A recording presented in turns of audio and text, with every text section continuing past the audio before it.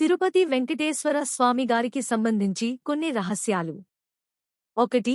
స్వామి విగ్రహం వెనుక ఉన్న రహస్యం.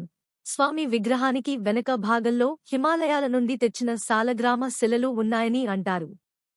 ఇవి శక్తిని నిలిపే శక్తివంతమైన శిలలుగా భావించబడతాయి. 2. విగ్రహంపై నూనె వాసన ఉండదు.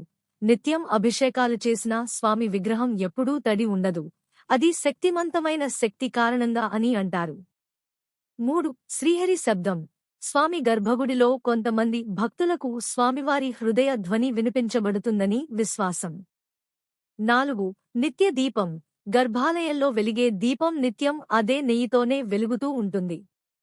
అది ఎన్నేళ్లుగానో ఆగకుండా వెలుగుతూనే ఉంది. 5.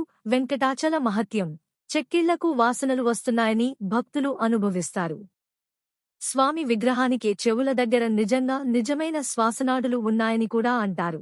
మీకు ఈ వీడియో నచ్చితే లైక్ చేయండి, షేర్ చేయండి, సబ్స్క్రైబ్ చేయండి.